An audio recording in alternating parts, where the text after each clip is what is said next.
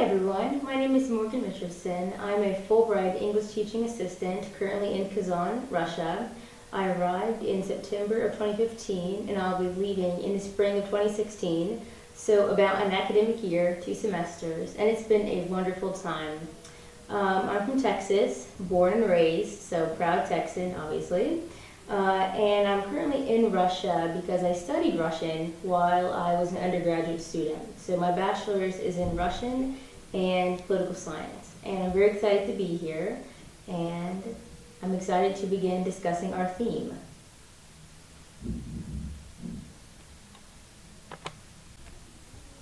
Hello everyone, my name is Nadezhda Vanyukhina, or you can call me Nadia. I am a psychologist and a PhD in psychology and an associate professor here in Kazan Innovative University, Russia. 20 years ago, I was an exchange student in the USA. Now I'm a psychologist. So I'm still interested in psychology, education, family, relations, culture, and all the differences that exist in those spheres. Hello everyone again. So today our theme is going to be on stereotypes between Russia and America and the psychological underpinnings and the meanings behind these stereotypes. Since Nadia and I have both been abroad, and since we have lived in our countries of origin for a very long time, we feel quite confident that we can explain these stereotypes and then also talk about the reasons why these stereotypes came about. We see this as a good opportunity to understand our cultures better, to get past just the facade.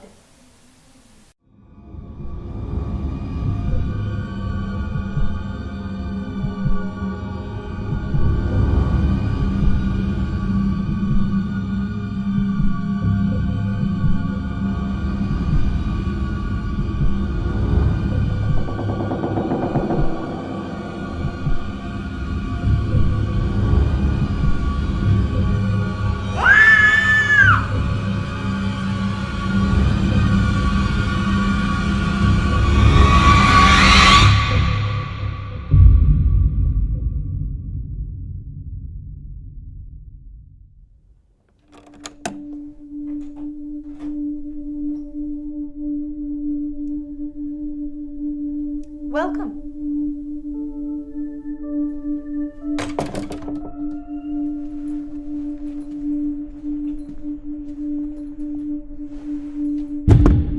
Ignore that. It will end. Now, our first question, 1 + 1. Yes. 2. Incorrect. Yes. Multiculturalism. Well done, Simon.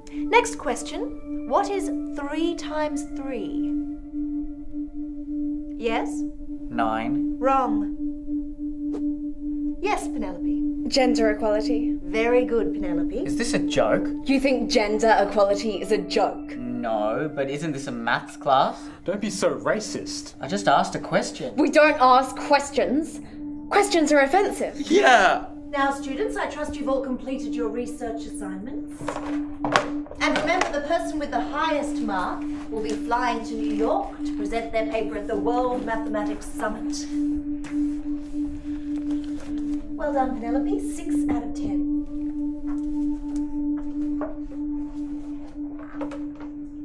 You too, Simon. 6 out of 10. Hey. Be careful. You've been staring at her for 10 seconds. What? It's a form of harassment to stare at a woman for more than 15 seconds straight. And when I use the term straight, I don't mean to offend any persons of a non-traditional sexual preference. And when I use the term non-traditional, I don't mean to offend any persons who oppose historically normalized... Okay, I get it. Unfortunately, Sunshine, your research assignment is only worth a 1 out of 10.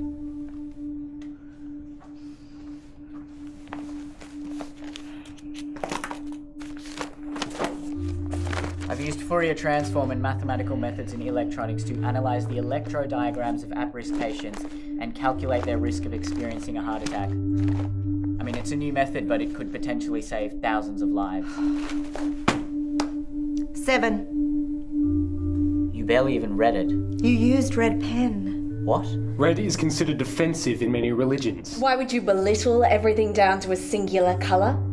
Well, humanity is a rainbow of beauty and spirituality. Yeah. Okay, fine. 7 out of 10, but that still means I get to go to the summit, right? The marking process isn't over yet. Now, because we live in a society based on equality, the total amount of marks are to be divided equally among our students. You've got to be kidding me. Well done, students. We're all equal. We're all average. Yay! But then who gets to go to the summit? Oh, we haven't added our privilege points yet. Don't you know anything? That is correct. Now, Penelope, you are female, so that's +1 privilege point. However, you are white, so that's -1. I'm also bisexual. +1. That leaves you with a total score of 6 out of 10. Simon, unfortunately, you're straight, white, and male. And cisgendered. Yes, so that's -4 privilege points, which leaves you with a total score of 1. It's only fair. Now you're male, and I don't like you. So that's -2 privilege points, but you are brown and sexually ambiguous. So that's +2. That leaves you with a total score of 5. Wait, why am I sexually ambiguous? And finally, Sunshine. I'm gay, I'm trans, I'm Asian, I'm overweight, I'm lower class, I'm unintelligent, unattractive, I've got hairs on my nipples, and I also got body odor, and I can't really run properly or tie my shoelaces by myself. And I once watched a pigeon die. Wonderful, Sunshine. That's 13 privilege points. That leaves you with a total score of 18 out of 10. Well done, Sunshine. You're going to New York. Hooray, sunshine! We knew you could do it! Let me see this.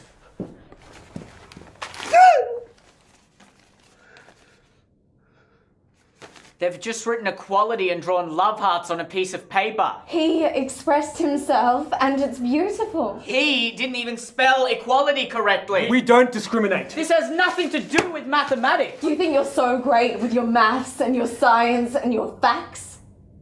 What about feelings, huh? Yeah. Feelings are more important than facts. Yeah! This is wrong. You're all crazy.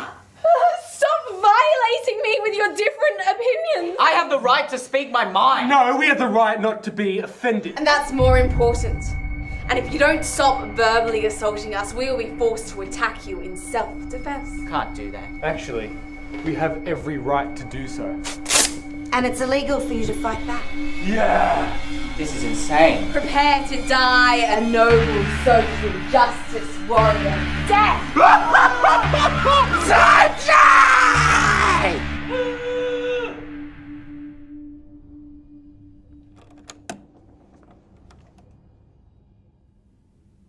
Welcome.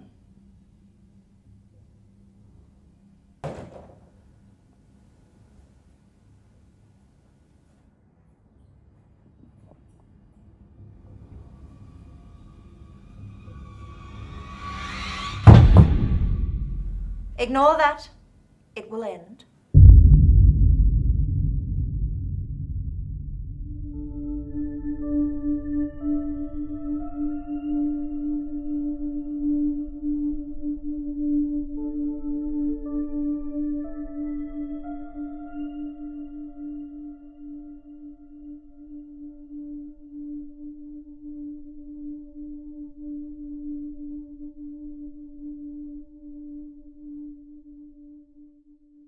So now we'll talk about our next topic, education.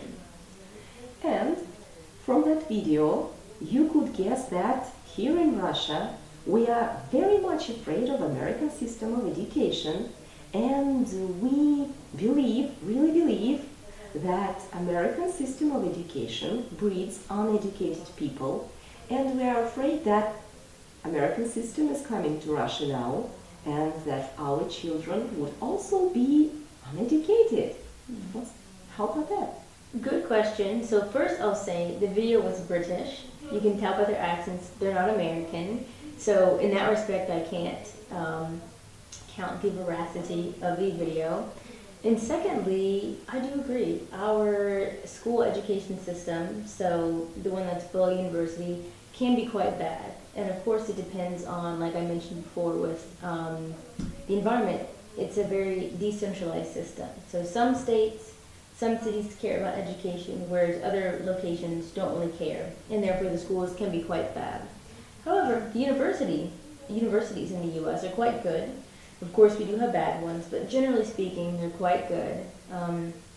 However, again, because of the poor school system, it's often hard for American students to get into universities. And that's why we have so many international students in our universities.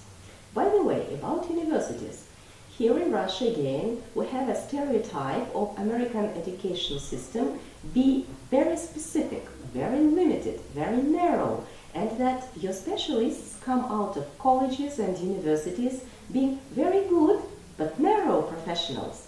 Is that true? I would agree. I would definitely agree. Of course, in the beginning, you do have some generic education, but that lasts for a semester or two. So I can talk about myself and my friends. For my bachelor's, I studied Russian and political science with a French minor, and I only studied those subjects. I took very basic math, just one class. I took no science, no geography, nothing like that, no history.